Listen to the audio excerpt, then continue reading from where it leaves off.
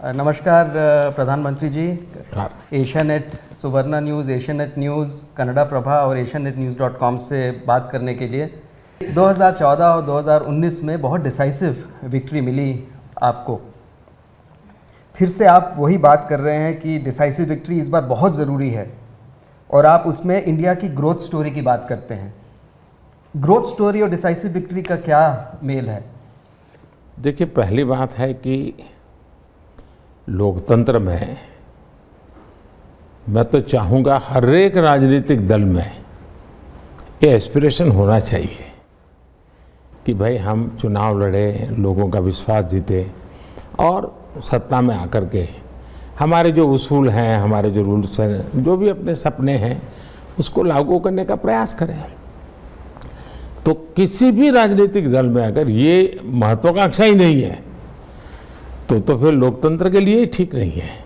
तो लोकतंत्र की आवश्यकता है कि सभी राजनीतिक दल जो भी है इनके मन में भाव रहना चाहिए कि वे कभी न कभी सत्ता में आकर के अपने विचारों के आधार पर देश की सेवा करेंगे। ये लोकतंत्र की आवश्यकता होती है।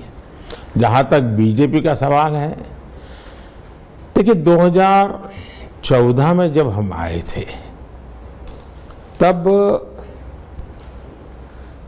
एक 5-6 दशक का कांग्रेस को राज करने का अवसर मिला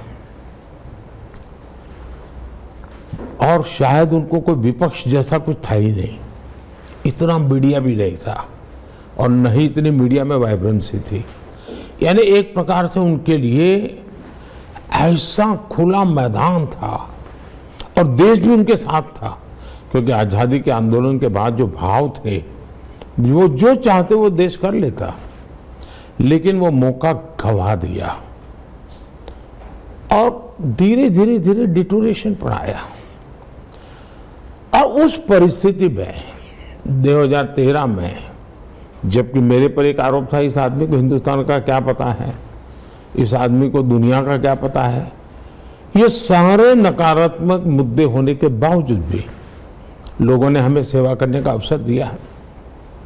और मैं कह सकता हूं कि 2014 वो उम्मीद का कालखंड था।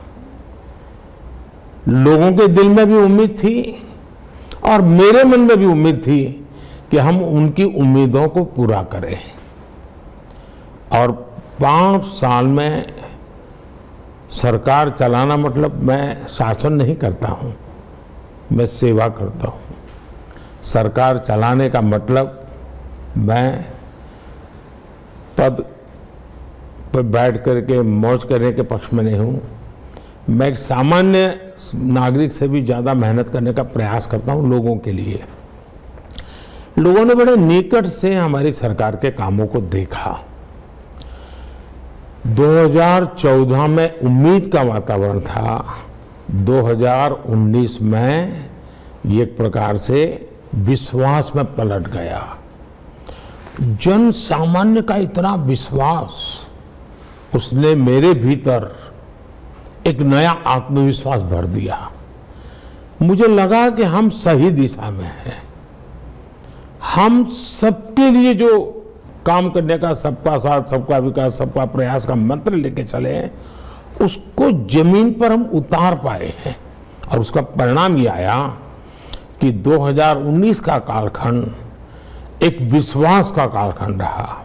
और आज जब मैं 2024 में देशवासियों के पास गया हूं तो मेरा 13-14 साल का एक राज्य के मुख्यमंत्री नाते अनुभव, 10 साल का प्रधानमंत्री के नाते अनुभव और इसमें किए हुए कामों के आधार पर मैं कह सकता हूं कि मैं इस बार गारंटी लेके गया हूं।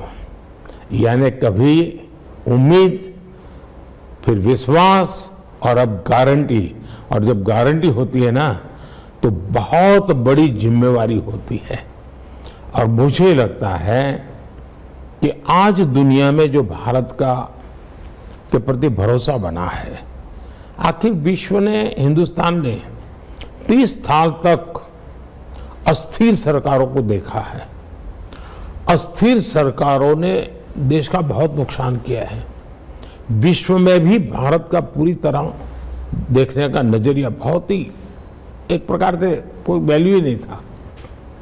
लेकिन स्थिर सरकार क्या कर सकती है वो देश के मतदाताओं ने देखा है, और इसलिए मुझे लगता है कि 2024 ये चुनाव मोदी नहीं लड़ रहा है, बीजेपी नहीं लड़ रही है, देश की जनता का इनिशिएटिव है।